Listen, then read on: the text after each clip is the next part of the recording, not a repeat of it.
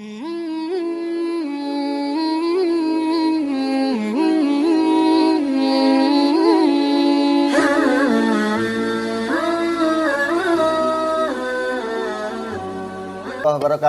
Kembali kita ketemu dengan PPFU. Di samping kita sudah ada Gus Mahfud. Assalamualaikum Gus. Waalaikumsalam. Bagaimana kabarnya? Alhamdulillah. Lama nggak ketemu ini. Kemarin mudik ya? Ya mudik, alhamdulillah. Mudiknya kemana Gus? Mudiknya ke Demak, Lebaran, Kota Wali. Lebaran di sana. Lebaran di sana. Alhamdulillah. Sehat keluarga semua. Alhamdulillah semua sehat dan mudah-mudahan selalu dapat limpahan rahmat dari Yang Kuasa. Amin amin amin. Mau ngobrol-ngobrol Gus? Monggo.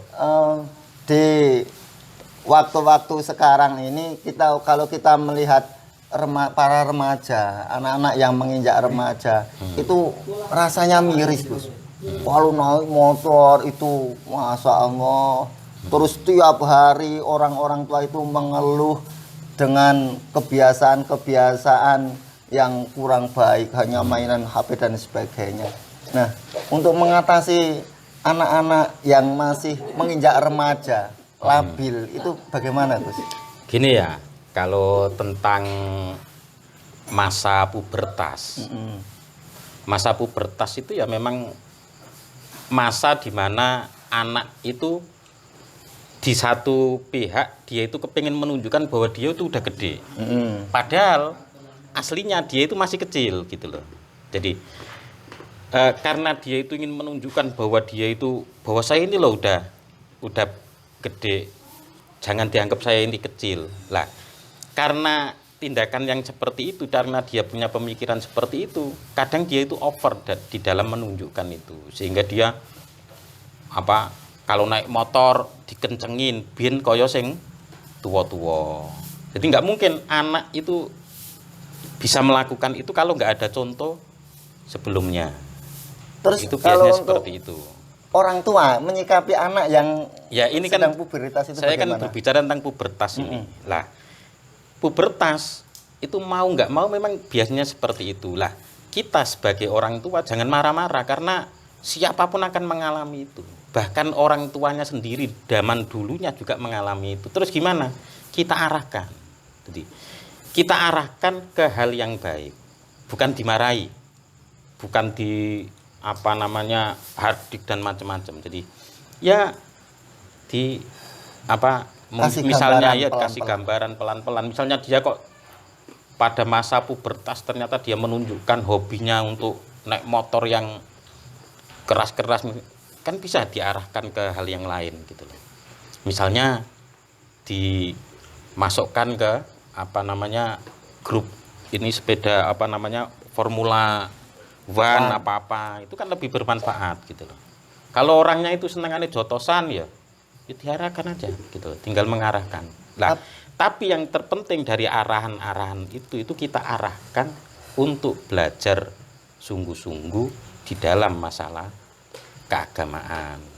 Ini akan mewarnai keahliannya dia nanti apapun yang akan dia tekuni. Itu gitu. Tapi cenderung orang-orang tua itu ketika sudah dengan aktivitas yang sangat berat, karena hidupnya di desa sih kita, masyarakatnya di desa, pekerjaannya pekerjaan berat, terus melihat anaknya yang tingkah polanya seperti itu, dengan SDM orang tuanya sendiri yang memang pas-pasan dalam pengertian keilmuannya. Ini bagaimana? Yang secara simpel. Kan ada tetangga, ada ustadz di sekitar situ gitu loh. Mereka ini juga harus peduli gitu loh. Jadi tidak hanya orang tua yang peduli dengan anak-anak kita, karena anak-anak kita ini nanti menjadi penerus kita di kemudian hari. Makanya kepedulian itu tidak hanya pada satu orang atau tanggung jawab keluarga saja. Kalau bisa tetangga, ustadz atau guru-guru ini juga punya peduli. Jadi ketika anak itu udah keterlaluan loh ya, ini bisa ditegur. Negurnya kan kita punya cara gitu loh, nggak langsung dijotos gitu kan gitu. Jadi kalau guru Osnat itu negurnya kan harus lebih santun gitu loh. Lah kalau orang-orang umum seperti itu ya mungkin itu biasa gitu loh ya. Biasa, cuma hendaknya ini kan gitu. Jadi untuk mengarahkan seseorang ke hal yang baik itu juga harus dengan cara yang baik. Tapi kalau di lapangan itu saking capeknya dari pihak keluarga, capeknya lingkungan, sehingga malah membiarkan anak tersebut, wes karepmu arek ngopo lah. Nah, kayak gitu bener nggak itu? Loh itu yang seperti itu namanya putus asa. Putus asa itu jelas dilarang oleh agama. Itu padahal anak itu fitnah bagi kita. Semakin kita biarkan anak itu mbambung tahu ya? Apa ya mbambung itu? Oh, sak geleme dhewe. Maka itu akan lebih besar fitnahnya untuk orang tua. Karena seperti ini.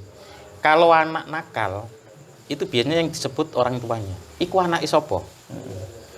Tapi nek orang tua sing apik nggak mungkin. Iku bapak isopo ya?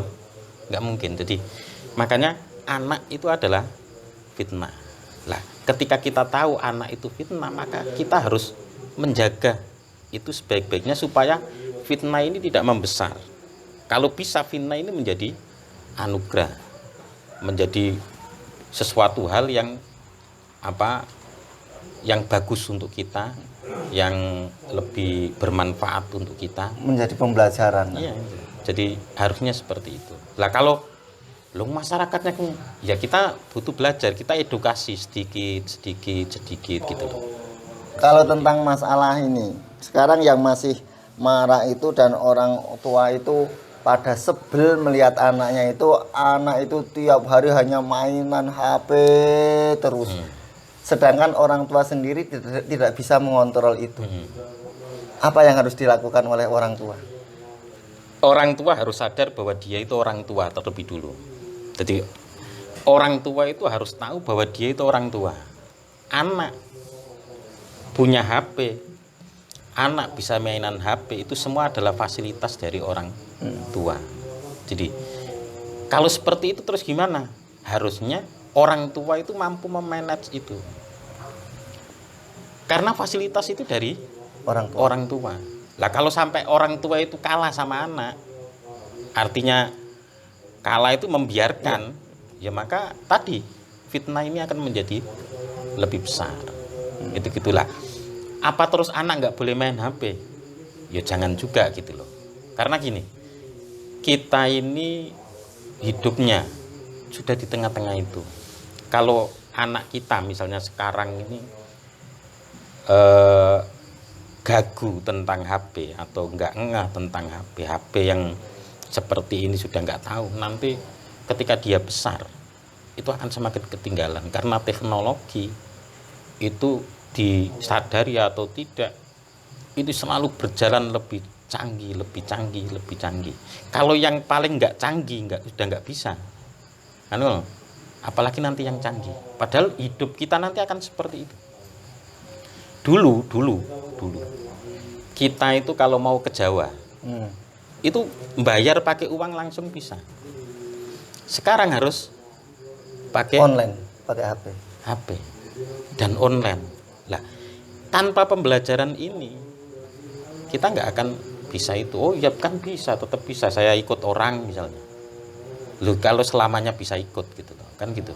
Artinya disadari atau tidak, kita juga akan anak-anak kita besok itu juga butuh hal-hal seperti ini. Jadi oke lah mereka mau mainan, monggo silakan. Tapi orang tua harus bisa memanage itu. Misalnya kamu boleh mainan jam ini sampai jam ini. Setelah itu kamu ngaji. Atau seperti ini, kamu silakan main ini selama 2 jam asal kamu sudah baca Quran setengah juz. Itu harus mulai diarahkan yang seperti itu. Ini edukasi. Lah, itu orang tuanya enggak. Lah ini kita edukasi seperti ini gitu loh. Jadi jangan hanya dimarahin, karena anak itu semakin dimarahi mereka akan semakin melawan dan jauh dengan kita. Berarti intinya mengatasi anak-anak yang masih dalam masa puberitas intinya adalah semua bareng-bareng untuk lebih memberikan perhatian terhadap anak tersebut, perhatian. memberikan pembelajaran terhadap anak tersebut, dan jangan pernah putus asa Ya. untuk menjadikan anak itu menjadi Lebih anak yang bagus. Dan ketika memberikan sebuah fasilitas apapun bentuknya, entah itu HP ataupun motor, orang tua harus bisa memanage bagaimana Anak itu anak itu menggunakannya. bisa menggunakannya dalam jarak jangka waktu tertentu dan dalam hal-hal yang bermanfaat. Ataupun sebelum bermain HP sudah melakukan sesuatu yang baik. yang positif. Misalnya ini, ya udah kamu mainan, nanti kamu sholat dulu ya. Sholat dulu, habis itu baru mainan 1 jam loh ya. Nanti kalau kamu kok mau baca Quran 1 juz, oh malah tak perbolehkan 3 jam misalnya. Itu saya kira lebih bagus gitu loh, dibanding kalau dia itu main sampai lupa macam-macam. Bahkan ada anak-anak itu yang kalau dari sisi kejiwaan itu udah kena penyakit yang seperti itu. Jadi kalau diminta HP-nya itu sampai nangis-nangis, ngamuk-ngamuk. Ini udah merupakan penyakit. Gitu. Ini pengertian untuk anak-anak yang mengalami pubertas, yang hidup di lingkungan keluarga yang diberikan fasilitas. Beda lagi dengan anak-anak yang memang berada di pesantren. Kalau di pesantren kan otomatis HP itu tidak diperbolehkan. Ya, di mana-mana tidak diperbolehkan karena dia masih tahap belajar. pembelajaran. Kalau dalam pewayangan itu dia masih di kawah condro di muka. Jadi mau nggak mau dia itu harus puasa macam-macam. Saatnya tirakat. Iya, saatnya tirakat. Nanti setelah itu monggo. Karena ketika anak itu sudah punya pendidikan yang mapan, dia akan mampu menggunakan apapun itu lebih bisa bermanfaat. Jadi sepakat ketika kok anak itu yang ada di rumah, orang tua itu membatasi fasilitasnya. Kalau yang di pesantren sepakat tidak menggunakan. Ya, kalau saya lebih cenderung itu, tidak menggunakan fasilitas seperti HP dan lain sebagainya. Kecuali ketika praktek atau apa-apa, artinya dia itu nggak boleh tanpa ada alasan apa-apa bawa HP, mainan misalnya, nggak boleh. Kecuali kalau memang dari pondoknya atau sekolahnya itu membutuhkan itu. Mungkin karena dia itu jurusannya multimedia atau jurusan perfilman misalnya. Atau kan suatu saat online. Ya, suatu saat kan berarti dia butuh online. Itu gitu loh. Ya silakan gitu loh. Dan itu bermanfaat juga gitu. Cuma dalam waktu-waktu yang memang nggak butuh itu, fokus belajar. Ya fokus belajar. Itu gitu. Pesan terakhir untuk anak-anak remaja yang mau menginjak, yang masih dalam pubertas, menginjak remaja, yang berada di rumah itu seperti apa? Dan yang ada di pesantren itu seperti apa? Terakhir. Bayarannya piro kok akeh men ya. Nanti setelah notifikasinya nomor rekeningnya Gus ya. Jangan lupa nanti kirim. Takoke kok akeh men iki. Terakhir untuk pesan anak-anak itu.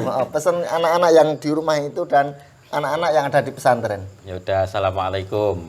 Anak-anak yang sekitar pubertas itu biasanya umur-umur 12 sampai ke 17 atau sampai bahkan ke 19-an itu juga kadang masih. Jadi kami semua orang-orang tua sangat mencintai sampean.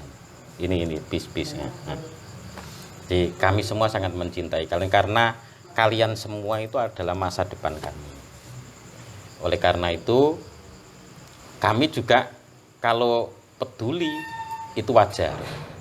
Dan kadang kepedulian itu juga seperti kebablasan lah, itu juga anak harus belajar untuk memahami.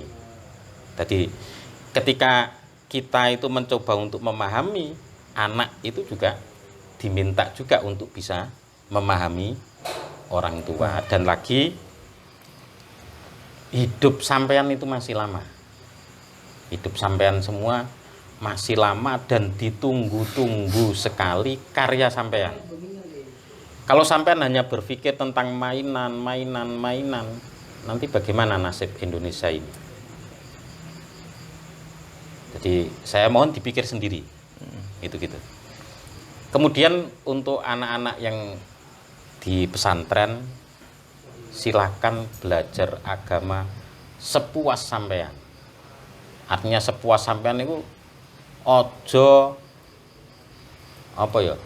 Jangan jenuh belajar agama, karena yang bisa menyelamatkan sampean baik di dunia ataupun di akhirat itu adalah pengertian-pengertian tentang agama itu. Sampean ahli apapun, misalnya sampean ahli di bidang fotografer misalnya, atau perfilman, atau apapun, jadi pedagang, jadi apapun, jangan lupakan pendidikan-pendidikan agama itu, karena pendidikan agama itu yang mampu ngerem sampean untuk menjalankan hal-hal yang tidak diridhoi oleh Allah. Lah, kalau kita sampai melanggar itu semua, ya konsekuensinya kepada sampean juga. Gitu.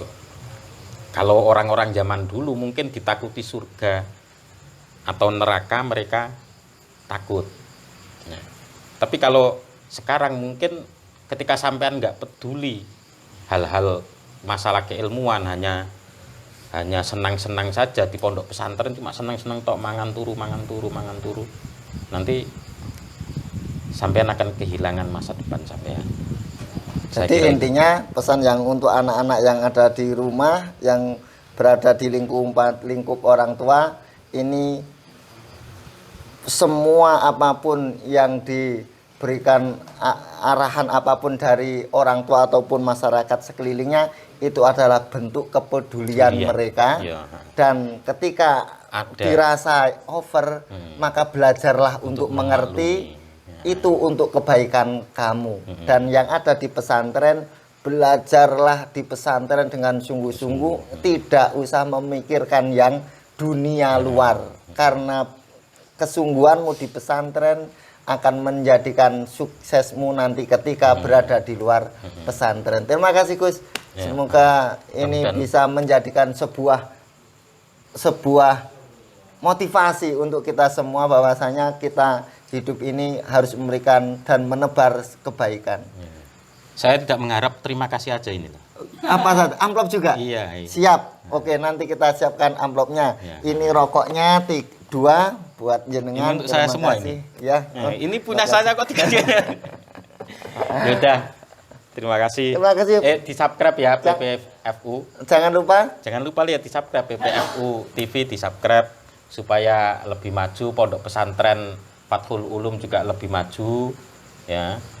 Kemudian bisa bermanfaat untuk kita semua. Wassalamualaikum warahmatullahi wabarakatuh. Waalaikumsalam warahmatullahi wabarakatuh.